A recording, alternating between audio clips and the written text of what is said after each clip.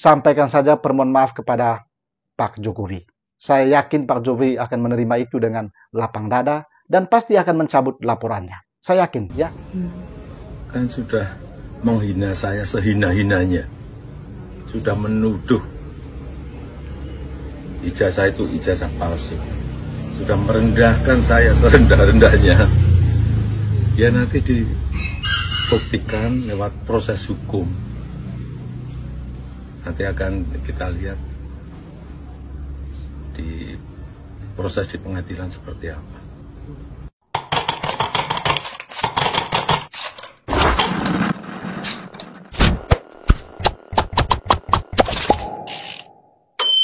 Iya, seperti yang kita ketahui bersama bahwa mantan Presiden Republik Indonesia Joko Widodo telah melaporkan beberapa pihak, ya, beberapa orang ke Polda Metro Jaya karena beberapa orang ini menuduh Pak Jokowi itu menggunakan ijazah palsu, ya.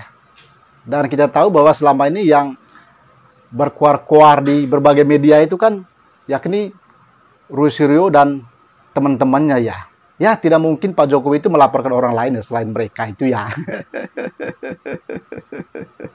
Dan tentu laporan ini sedang bergulir di Polda Metro Jaya, ya. Kita juga belum tahu persis kira-kira kapan pihak-pihak yang dilaporkan oleh Pak Jokowi itu diperiksa secara intens, ya. Kita belum tahu sampai dengan saat ini. Ya, mudah-mudahan dalam waktu dekat ya, supaya kita tahu titik terang dari kasus ini. Tapi menurut saya, sebaiknya orang-orang yang dilaporkan oleh Pak Jokowi itu segera menyampaikan permohonan maaf secara terbuka saja, ya, kepada Pak Jokowi. Artinya kalau mereka merasa bahwa dokumen-dokumen, data-data yang mereka miliki itu minim, ya kan? Ya, sebaiknya sampaikan saja permohonan maaf secara langsung kepada Pak Joko Widodo atau menyampaikan itu secara terbuka di media, ya. Itu jauh lebih baik menurut saya daripada, ya, kalau laporan ini sampai di meja pengadilan, ya pasti berujung hukum, ya, pasti berujung penjara. Kan sangat disayangkan sekali kalau, ya, masuk penjara, ya. Bisa sampai berapa tahun itu di penjara, ya.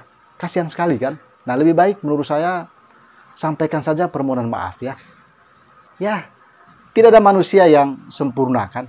Dan saya sangat yakin Pak Jokowi itu dia akan memaafkan. Beliau ini politisi kawakan loh, ya. Dia pernah menjadi wali kota Solo selama 2 periode, pernah menjadi gubernur DKI Jakarta, dan menjadi presiden selama 2 periode. Ini bukan orang main-main loh, ya.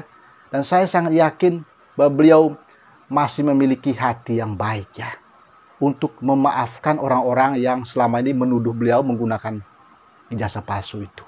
Dan saya juga berharap bahwa orang-orang yang menuduh itu, ya, sampaikan saja permohonan maaf, ya kan, bahwa apa yang mereka sampaikan selama ini ternyata itu tidak benar, ya. Itu kalau menurut saya, ya. Atau jangan sampai ini digoreng terus untuk kepentingan politik, ya, seperti yang, ya, disampaikan oleh Pak Gede Pasek sebelumnya bahwa, ya, ujungnya ini adalah dimensi politik, ya, bukan lagi hukum. Hanya momentum yang digunakan adalah momentum hukum, tapi endingnya adalah dimensi politik. Yang tujuannya adalah supaya meretakkan hubungan antara Presiden Prabowo Subianto dengan Jokowi, dengan demikian nanti bahwa ada orang yang ingin merapat ke Prabowo, ya. Apakah seperti itu endingnya? Sehingga ini digoreng terus, ya. Digoreng sedemikian rupa bahwa seolah-olah Jokowi itu menggunakan ijazah palsu. Seperti yang saya sudah katakan sebelumnya, ya. Jauh sebelumnya saya sudah katakan bahwa lembaga yang berwenang untuk mengatakan palsu dan tidak itu, ya, yaitu lembaga yang menerbitkan ijazah itu, yang mengeluarkan ijazah itu, yakni Universitas Gadjah Mada. Nah, pertanyaannya, apakah UGM, ya, selaku salah satu universitas terkemuka di Indonesia, berani menerbitkan ijazah palsu seseorang? Saya sangat tidak yakin sekali itu, ya.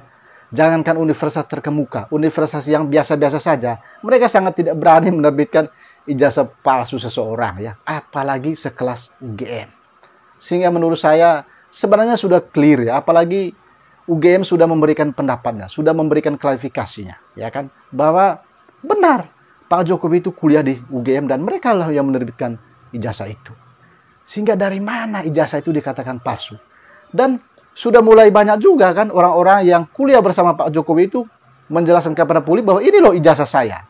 Sama persis dengan ijazah yang beredar saat ini, ya kan? Tidak ada bedanya. Sama menurut mereka, ya kan?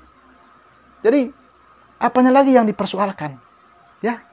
Sehingga jangan sampai kasus ini untuk kepentingan politik, ya. Ini pertanyaan kita bersama juga sebagai bahan refleksi. Atau ada orang-orang yang memang sakit hati dengan Pak Jokowi lalu mereka menumpahkan ya rasa kekesalan mereka, kecewaan mereka itu di dalam kasus ini ya. Dan kasus ini dijadikan sebagai bahan politik untuk ya menghajar habis-habisan Joko Widodo ya. Tapi lagi-lagi saya katakan bahwa sebaiknya sampaikan saja permohonan maaf kepada Pak Jokowi. Saya yakin Pak Jokowi akan menerima itu dengan lapang dada dan pasti akan mencabut laporannya. Saya yakin ya, karena beliau adalah seorang mantan presiden selama 2 periode. Pasti beliau juga ingin meninggalkan legasi yang baik di negeri ini. Tidak mungkin ya beliau ingin sekali memenjarakan orang kan. Karena selama ini juga selama dia menjadi presiden, banyak orang mencaci maki beliau, banyak orang menghina beliau, tapi beliau tidak pernah merespon atau memproses orang itu secara hukum ya kan. Nah, baru kali ini beliau ya melaporkan sendiri di aparat penegak hukum terkait dengan tuduhan orang terhadap ijazahnya ya. Sehingga menurut saya satu-satunya cara lah menyampaikan permohonan maaf kepada Pak Jokowi ya, baik itu secara langsung maupun secara terbuka ya kan, bahwa mengaku salah, keliru ya kan dalam menyampaikan informasi kepada publik ya. Atau bagaimana menurut pandangan Anda? Ya, itu pandangan saya ya selaku otak beleang ya.